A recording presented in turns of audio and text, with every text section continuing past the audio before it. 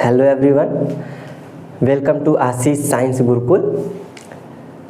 और आज जो है मैं आया हूँ एक नए वीडियो के साथ जिसमें हम लोग कवर करेंगे क्लास 9th का चैप्टर मोशन। बट उसके पहले हैप्पी वुमेन्स डे।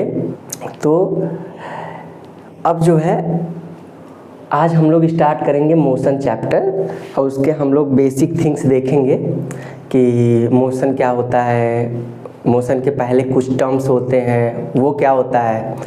तो स्टार्ट करते हैं। ये क्लास 9th का चैप्टर है, चैप्टर 7th आई थिंक है। तो मोशन,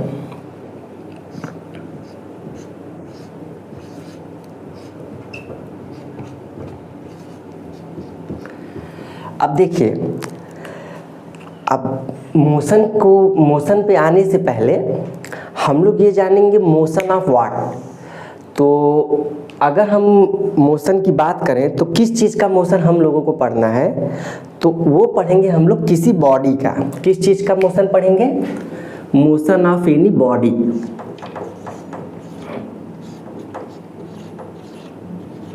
मोशन ऑफ एनी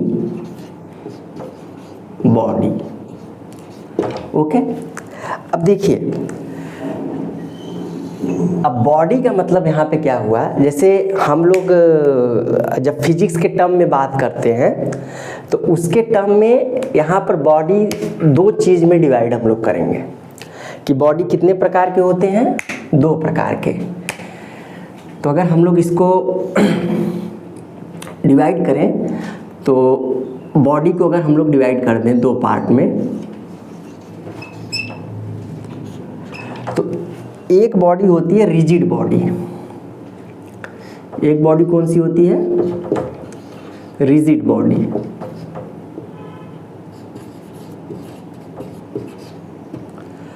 दूसरी बॉडी कौन सी होती है? Non rigid body.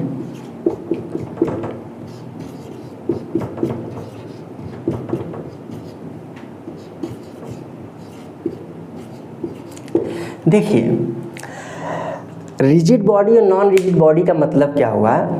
सपोज अभी कुछ टर्म्स आएंगे, उसको हम लोग बाद में मैं एक्सप्लेन करूंगा, बट उसके पहले ये समझ लीजिए, कोई ऐसी body, suppose if you are putting any force, if you are applying any force but there is no change in its shape and size. मतलब क्या कि रिजिड बॉडी क्या है? After applying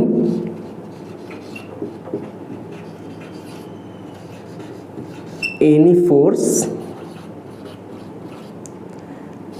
there is no change in size and shape।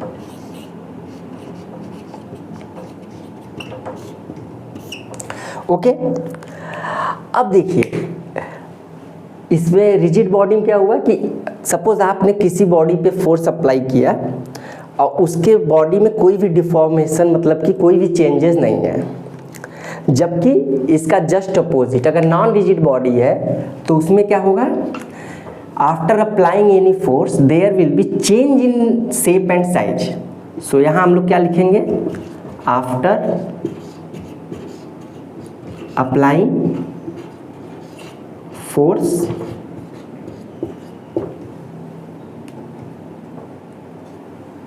there will be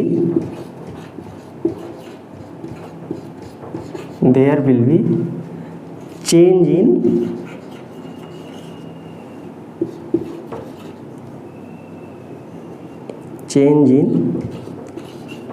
shape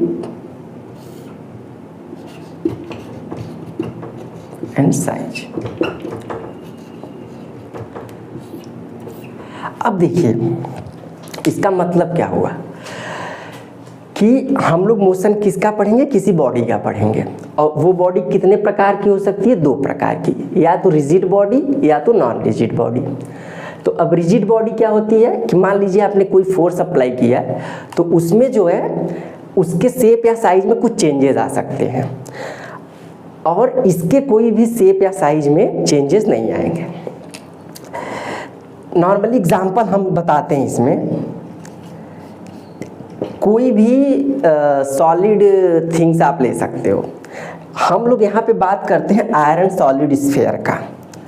ये जो है perfect हम लोग मतलब कि मान के चलते हैं कि अंदर से सब इसका सब वॉल्यूम भरा हुआ है, तो ये है सॉलिड स्फीयर।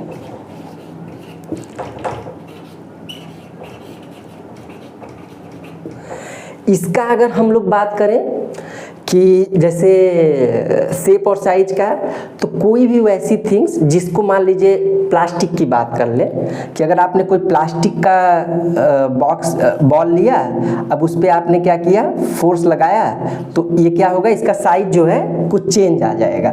तो यहाँ पे हम लोग क्या लिख सकते हैं, plastic ball.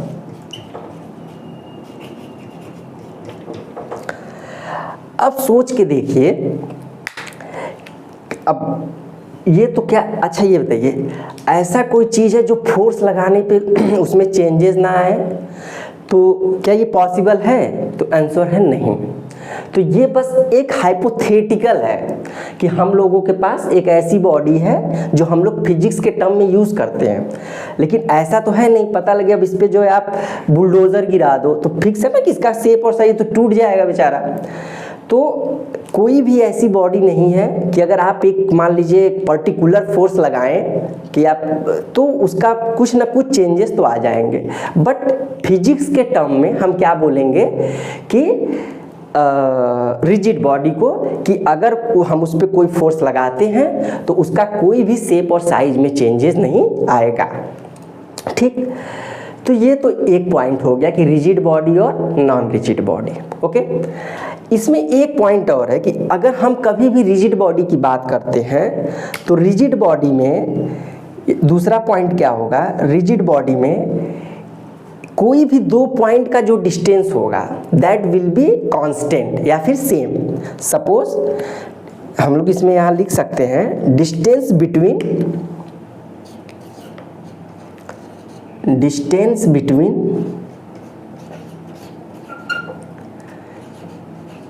any two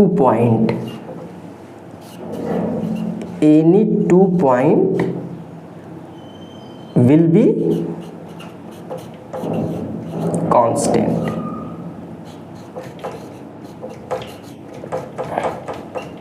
okay, जबकि इसमें ऐसा नहीं है, इसमें ऐसा नहीं।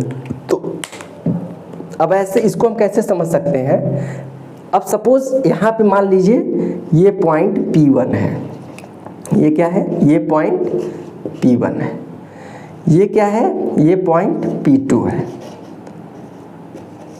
ये क्या है, ये पॉइंट P3 है। एक और पॉइंट ले लेते हैं कहीं यहाँ पे, ये पॉइंट P4 है। तो अब देखिए जो भी डिस्टेंस होगा वो चाहे P1 P2 के बीच का हो, या P1 P3 के बीच का हो, या फिर P3 P4 के बीच का हो, तो कोई भी डिस्टेंस होगा उनके बीच का जो डिस्टेंस होगा वो क्या होगा, सेम होगा। तो हम यहाँ पे क्या लिख सकते हैं, मतलब डिस्टेंस बिटवीन, यहाँ पे ये लिखिए कि P1 और P2 का जो डिस्टेंस है वो क्या होगा, और P2 P3 का जो डिस्टेंस है क्या होगा, P3 और P4 का जो डिस्टेंस है क्या होगा, this all will be same. Okay, तो ये तो हो गई रिजिड बॉडी और नॉन रिजिड बॉडी का डिफिनीशन, कि हम मोशन किस चीज़ का पढ़ेंगे, बॉडी का। बॉडी कितने प्रकार की होती है, दो, या तो रिजिड बॉडी या तो नॉन रिजिड बॉडी। अब रिजिड बॉडी क्या होती है, वैसी बॉडी जिस पे मान लीजिए हम लोग फोर्स लगाएं तो उसके शेप और साइज पे कोई भी चेंजेस ना आए, मतलब एक प्रकार से वो अपना स्टेट ना खोए। जबकि नॉन रिजिड बॉडी में क्या होता है, जब कभी भी आप फोर्स लगाओगे तो उसके शेप और साइज में क्या हो जाएगा, कुछ चेंजेस आपको दिखेंगे। रिजिड बॉडी में जो भी डिस्टेंस होगा दो पॉइंट के बीच में, उसका जो डिस्टेंस होगा वो हमेशा सेम होगा, जबकि इसमें ऐसा कोई भी रूल नहीं है। तो अब आगे देखिए हम लोग क्या करते हैं इसमें कि अब कैसे हम लोग इस बॉडी को देखते हुए हम लोग मोशन की तरफ बढ़ेंगे। तो आप लोग इसको नोट कर लीजिए, फिर हम आगे का एक टॉपिक इसी से रिलेटेड बात करते हैं।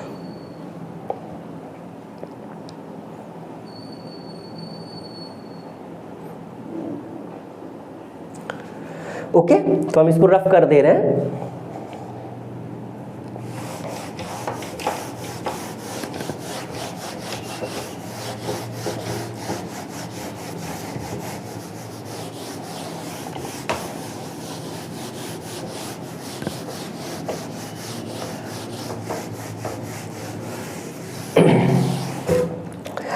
अब देखिए,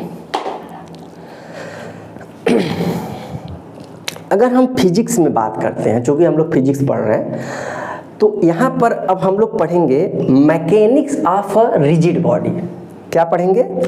mechanics of a rigid body. देखिए, मैं इसमें हर प्रकार के क्वेश्चन को मतलब मैं थोड़ा, अगर आप क्लास 9th की बुक देखेंगे ना तो उसमें ये सब चीज़ें नहीं बताई गई हैं, लेकिन मैं इसलिए बता रहा हूँ कि अभी आगे जब मैं आपसे क्वेश्चन सॉल्व कराऊंगा, जैसे कुछ एग्ज़ाम और होते हैं, जैसे NTSC हुआ, KVPY हुआ, तो उन सब में यहाँ से क्वेश्चंस पूछे गए हैं। इसीलिए जो है मैं एकदम बेसिक से स्टार्ट कर रहा हूँ, ताकि आप लोगों को आगे चल के समझ में आए कि अगर मैं बॉडी बोल रहा हूँ तो उसका क्या मीनिंग हुआ, अगर मैं कांस्टेंट बोल रहा हूँ तो उसका क्या मीनिंग हुआ, अगर मैं फोर्स बोल रहा हूँ तो उसका क्या मीनिंग हुआ। तो इसीलिए मैं जो है एकदम आप लोगों को, और यहाँ से क्वेश्चन बने हुए हैं आपके, हो सकता है बोर्ड एग्जाम में ना पूछे क्योंकि बोर्ड के एग्जाम के सिलेबस में रिजिड नॉन रिजिड नहीं है, लेकिन फिर भी आप लोगों को उसके बारे में पता होना चाहिए। तो अब क्या हम लोग पढ़ेंगे? Mechanics of a rigid body.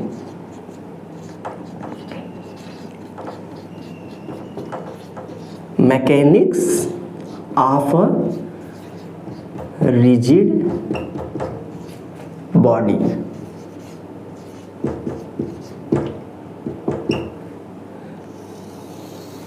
देखिए, अब mechanics of a rigid body का मतलब क्या हुआ? अच्छा, रिजिड बॉडी जब तक कि फिजिक्स के टर्म में नॉन रिजिड वर्ड ना वो यूज़ करे, जैसे वो कहा a body,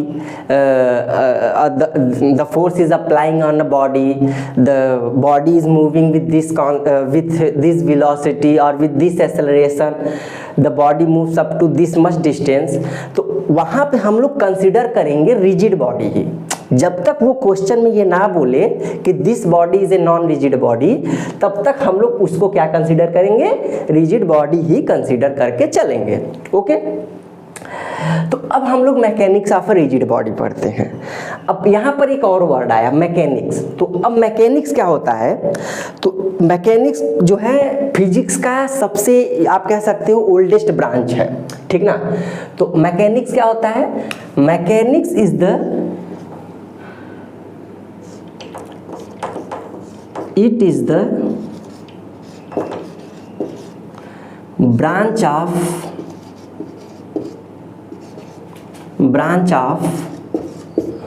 physics in which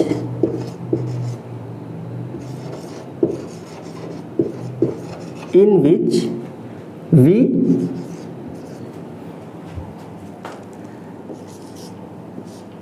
study about what?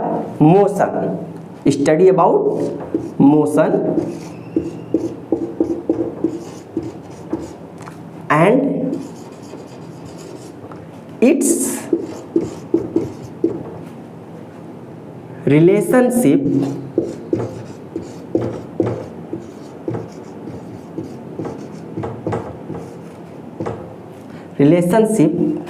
between matter and force। देखिए, मैकेनिक्स क्या है? तो मैकेनिक्स आप सिंपल भाषा में ये समझिए कि एक फिजिक्स का ब्रांच है जिसमें हम लोग मोशन की स्टडी पढ़ेंगे। ठीक, अब उस मोशन की स्टडी किसके साथ पढ़ेंगे? तो अब ये सब कुछ रिलेशंस आएंगे, जैसे मास हुआ, फोर्स हुआ, इनके बीच में इस क्या रिलेशनशिप है, तो इसके बारे में हम लोग क्या पढ़ते हैं? मैकेनिक्स के बारे में। अब चूंकि मैकेनिक्स ऑफ रिजिड बॉडी है, तो अब यहाँ पे वर्ड आया क्या? मोशन। ठीक ना, अब यहाँ पे वर्ड क्या आया? मोशन। कि भाई अब मोशन कैसा, what is motion, what is rest, तो ये सब एक वर्ड है। ठीक, तो अब इसको अब यहाँ से हम लोग डिफाइन कर सकते हैं कि मोशन क्या होता है। ठीक ना, और फिर कोई बॉडी, मतलब इसको हम लोग स्टार्ट करेंगे, बट अभी के लिए आप ये समझ लीजिए कि मैकेनिक्स क्या है? It is the branch of physics in which we study about the motion and its relationship between matter and forces. Okay, अब देखिए,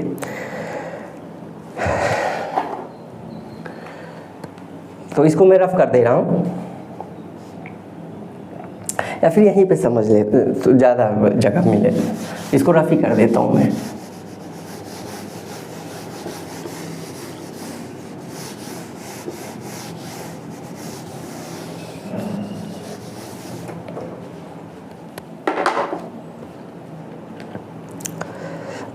ठीक, तो अब देखिए, यहाँ से अगर हम डिवाइड करेंगे तो इसको हम दो ब्रांच में डिवाइड कर सकते हैं। इसको हम दो चीज़ में डिवाइड कर सकते हैं, स्टैटिक्स और डायनेमिक्स। किस चीज़ में डिवाइड कर सकते हैं? दो चीज़ में डिवाइड कर सकते हैं। एक किस में?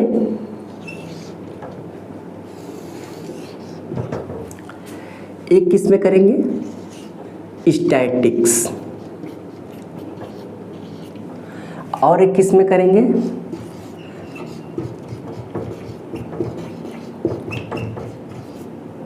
डायनेमिक्स। ओके, अब देखिए, स्टैटिक्स का सीधा सीधा मतलब क्या होता है? When body will be in rest. यहाँ का क्या मतलब हुआ? When body will be in rest. Statics में हम लोग वैसे पढ़ेंगे जब बॉडी क्या हो? रेस्ट में हो। जबकि डायनेमिक्स में क्या होता है? When body will be in motion. When body will be in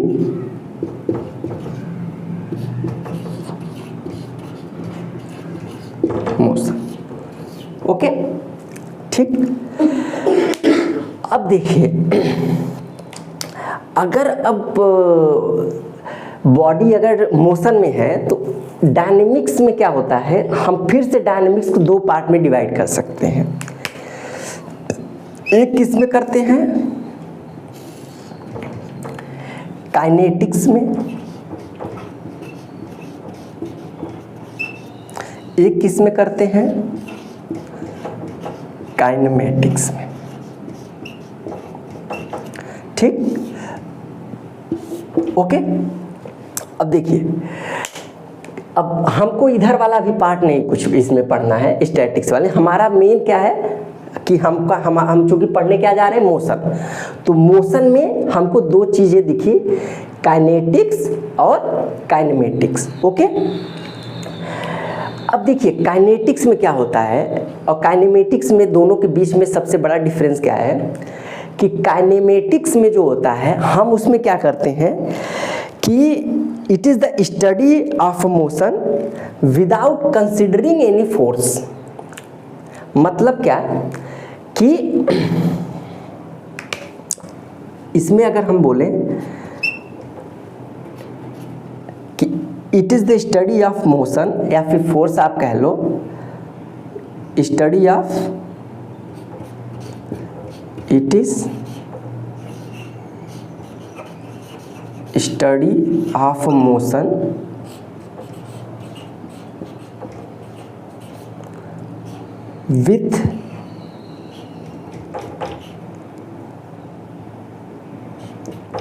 with consideration of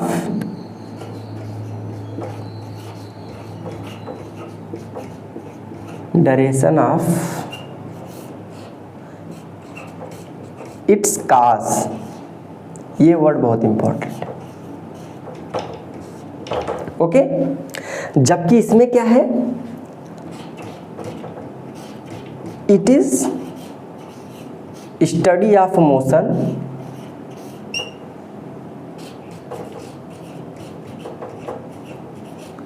without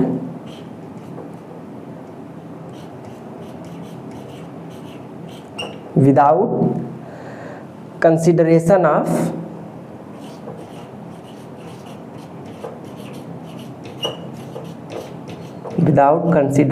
of its cause।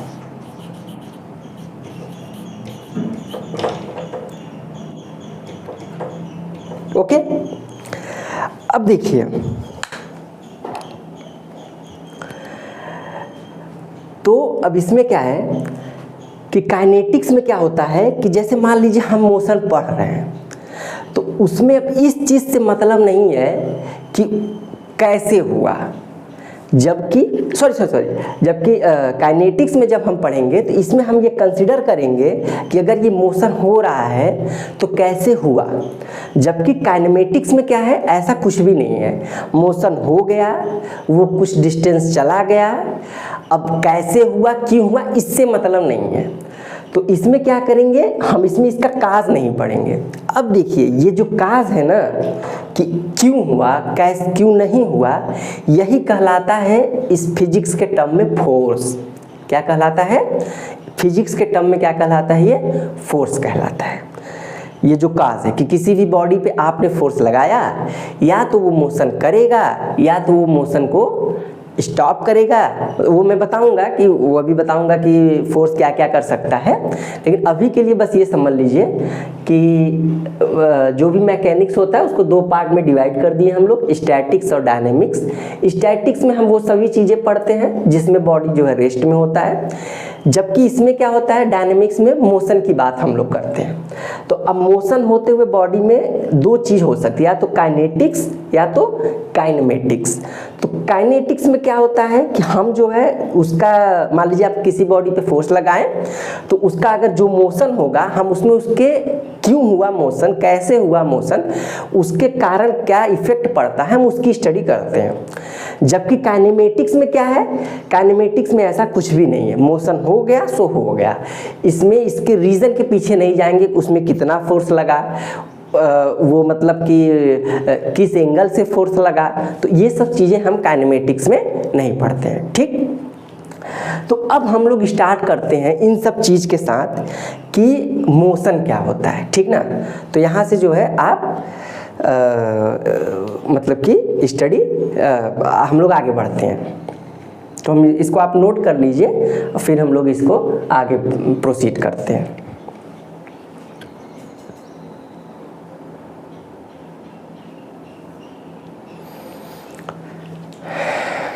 Okay, अच्छा एक और बात, जैसे एग्जाम्पल के लिए काइनेमेटिक्स में अगर हम एग्जाम्पल की बात करें तो इसका एग्जाम्पल आप क्या ले सकते हो, जैसे डिस्टेंस, इसमें हम किसकी स्टडी कर सकते हैं, डिस्टेंस की। और क्या कर सकते हैं, स्पीड। जबकि इधर क्या कर सकते हैं हम लोग, मोमेंटम।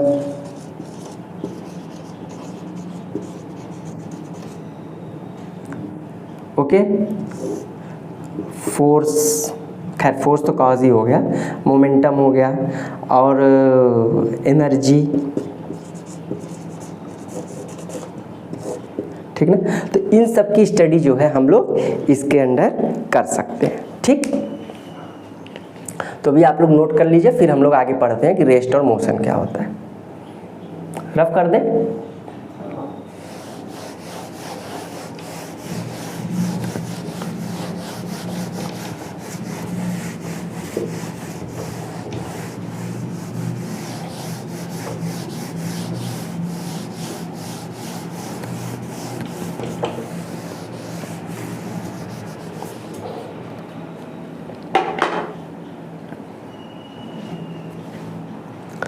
देखिए अब व्हाट इज मोशन, ओके, अब हम लोग पढ़ेंगे what is motion.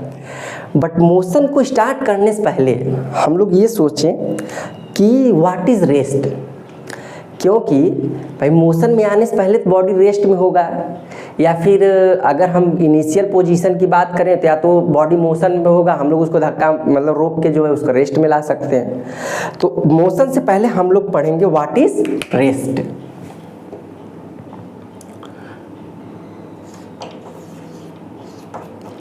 What is rest, okay. तो अब देखिए अगर हम रेस्ट की डिफिनीशन पढ़ें, तो उसमें क्या होता है, a body is said to be a rest, a body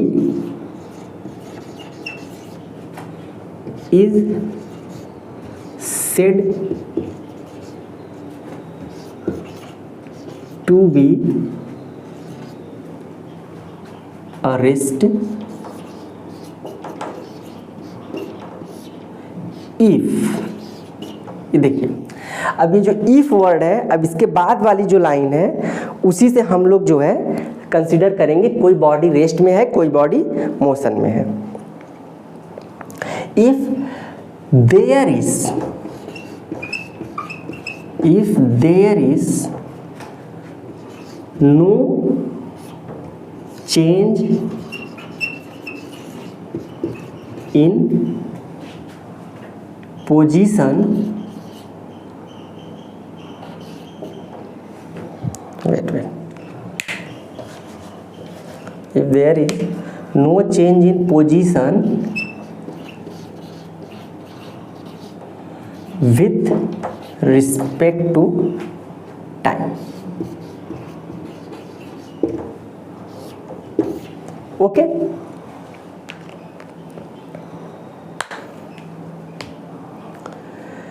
देखिए यहाँ पे टाइम तो ठीक है, लेकिन अगर आप सही वर्ड यूज़ करिए तो विथ रिस्पेक्ट टू ऑब्जेक्ट लिखिए। इसका मैं बताऊंगा क्या, विथ रिस्पेक्ट टू ऑब्जेक्ट लिख लीजिए, या फिर ऑब्जेक्ट के बजाय स्टेशनरी ऑब्जेक्ट लिखिए।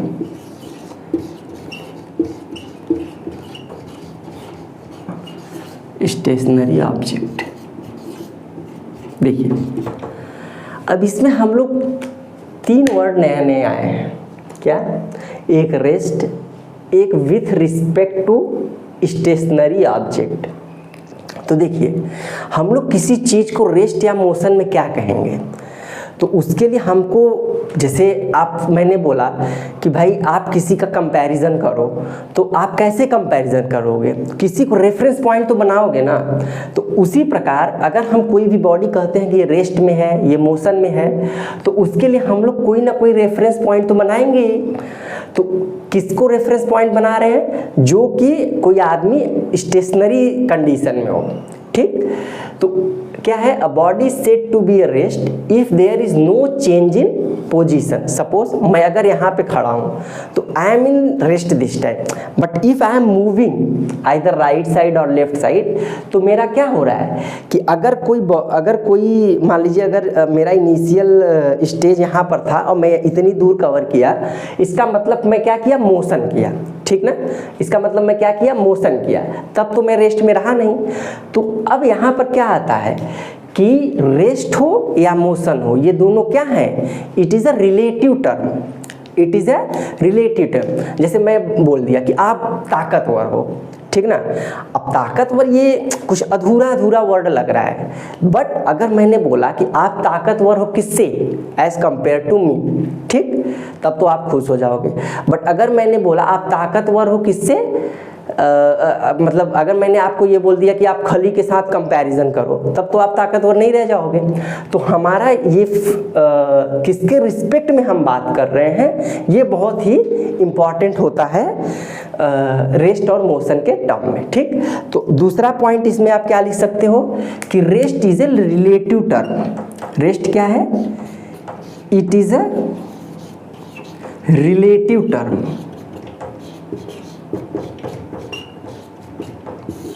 Relative term. ठीक, it is a relative term. Okay, अब देखिए, अब इसी के कंपैरिजन में हम लोग क्या पढ़ेंगे, मोशन। ठीक, तो मैं इसी में चेंज कर दे रहा हूँ क्योंकि पूरा रफ करने से मतलब नहीं है, तो मैं इसको रफ करके इसी में चेंज कर दे रहा हूँ।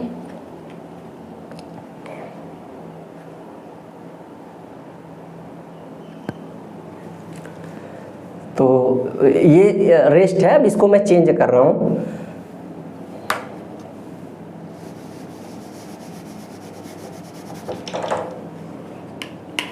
मोशन लिख देता हूँ यहाँ पे।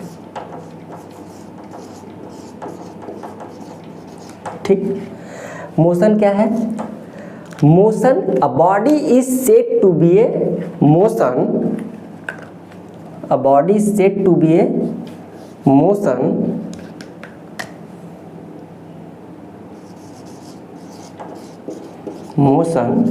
if there is change, if there is change in position with respect to stationary object। Okay, या फिर आप देयर इज, यहाँ पर एक आप और वर्ड यूज कर सकते, किसी आप बुक में पाओगे, कंटिन्यूअसली चेंज। क्या,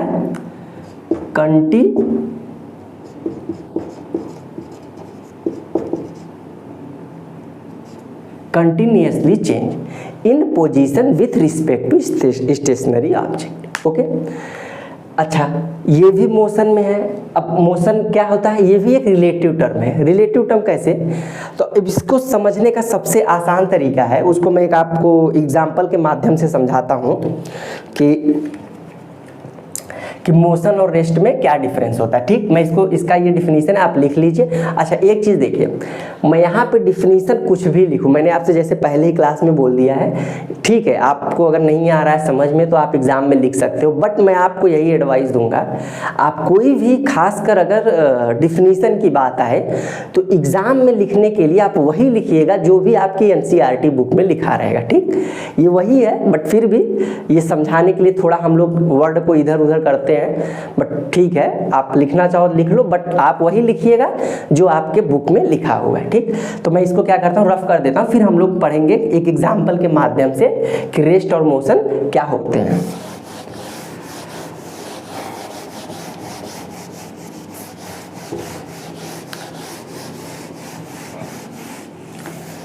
देखिए,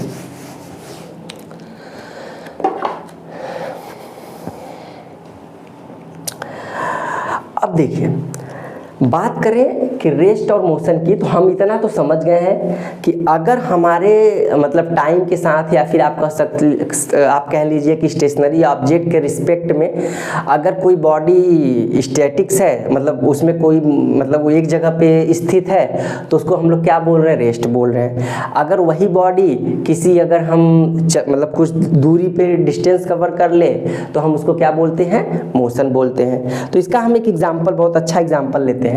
सपोज ये क्या है, एक ये मान लीजिए ट्रेन है, थोड़ा ट्रेन अब कैसा बनाएगा आप लोग थोड़ा देख लीजिएगा, ठीक ना।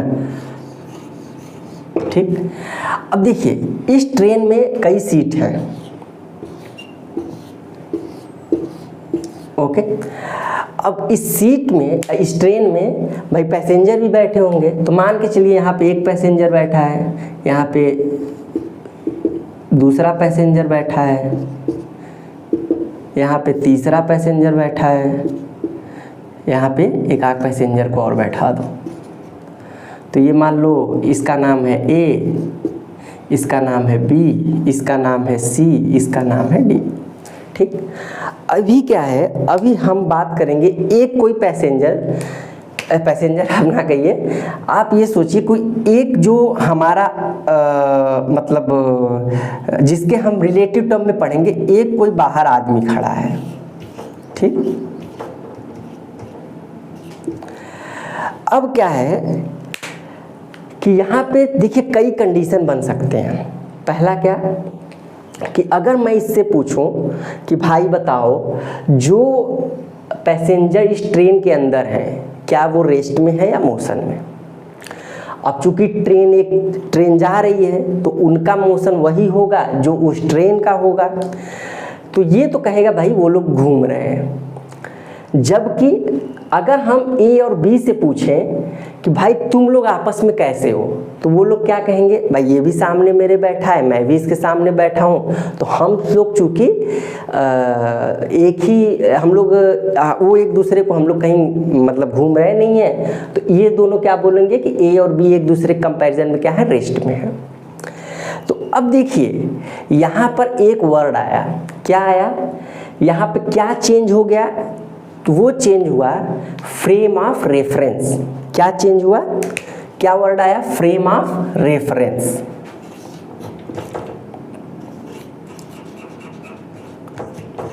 फ्रेम ऑफ रेफरेंस, ठीक।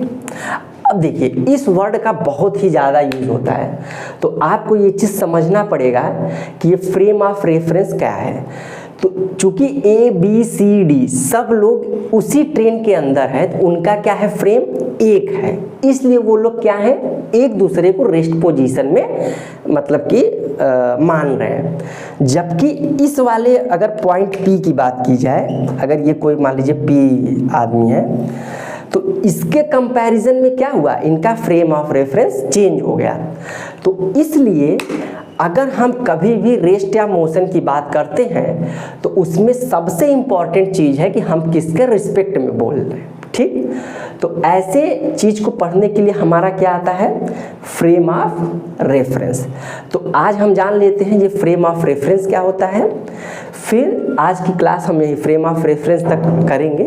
फिर नेक्स्ट क्लास में हम बताएंगे कि जैसे कुछ फिजिकल क्वांटिटीज़ के बारे में पढ़ेंगे, स्केलर क्वांटिटी, वेक्टर क्वांटिटी, कुछ डिफरेंट टाइप ऑफ मोशन के बारे में पढ़ेंगे। तो हम लोग एकदम step by step, zero level to up to high level we will go, okay. तो अब क्या है, हम लोग फ्रेम ऑफ रेफरेंस पढ़ लेते हैं कि ये क्या होता है, ठीक। तो इसको मैं रफ कर देता हूं।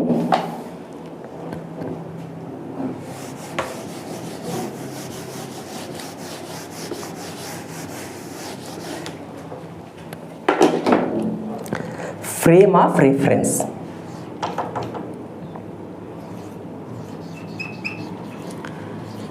Frame of reference,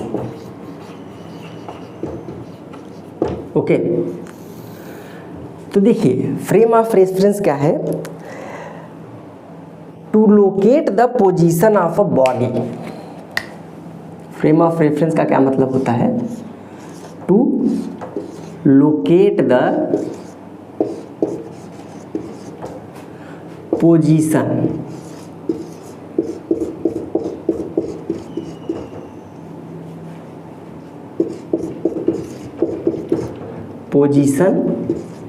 of a body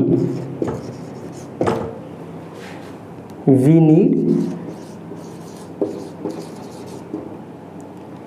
इसको मैं शॉर्ट फॉर्म में लिख रहा हूं, फ्रेम ऑफ रेफरेंस, ओके। अब देखिए जैसे मैं आपसे बोलूं कि अभी जो मैंने एग्जांपल लिया, तो एक और दूसरा एग्जांपल हम लोग लेते हैं।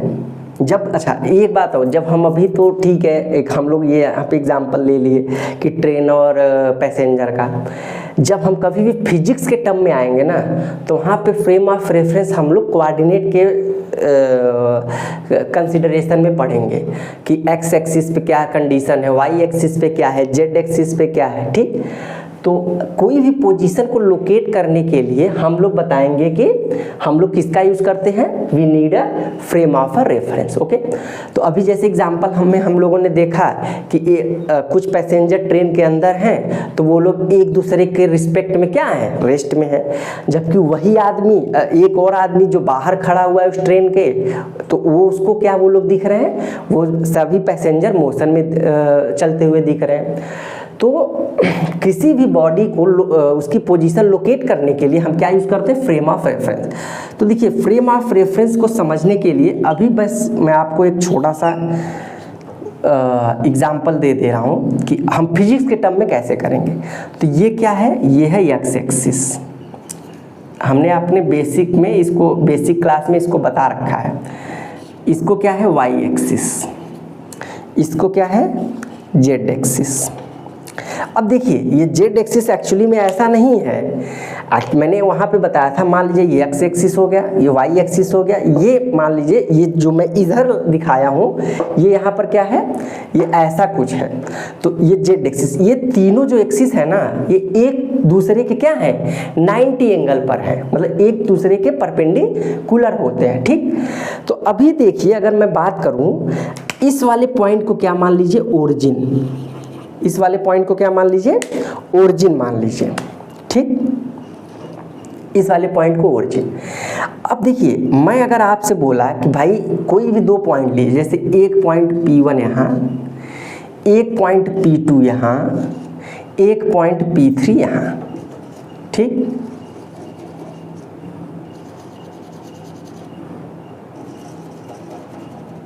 ठीक, अब देखिए अगर मैं आपसे बोलूं कि इनकी पोजीशन क्या है, ठीक, इनकी पोजीशन क्या है, तो आप यही कहोगे ना कि अगर हम इसको ड्रॉप करें एक्स एक्सिस पे तो इसकी पोजीशन कहीं यहाँ पे आ रही है, ठीक। अगर इसी को अगर हम वाई एक्सिस पे ड्रॉप करें, टच कराएं तो इसकी पोजीशन यहाँ पर आ रही है। तो इसका मतलब क्या है कि अगर हम एक्स एक्सिस के थ्रू गए तो इसका डिस्टेंस कुछ और, अगर हम वाई एक्सिस के थ्रू गए तो इसका डिस्टेंस कुछ और। तो सॉरी, तो इसी प्रकार ये अगर P2 पॉइंट यहाँ पर है तो इसका फ्रेम ऑफ रेफरेंस कुछ और होगा, P3 पॉइंट अगर यहाँ है तो इसका फ्रेम ऑफ रेफरेंस कुछ और होगा। तो किसी भी बॉडी को हम लोग रेस्ट या मोशन में बोल रहे हैं तो उसके पीछे का जो सबसे बड़ा कारण है, हम कभी भी कोई बॉडी को रेस्ट या मोशन में बोलने से पहले हम ये पूछेंगे भाई ये बताओ कि हमको किसके रिस्पेक्ट में बताना है। अगर उसने बस ये बोल दिया this body is in rest, ये अधूरा वर्ड है, ठीक ना।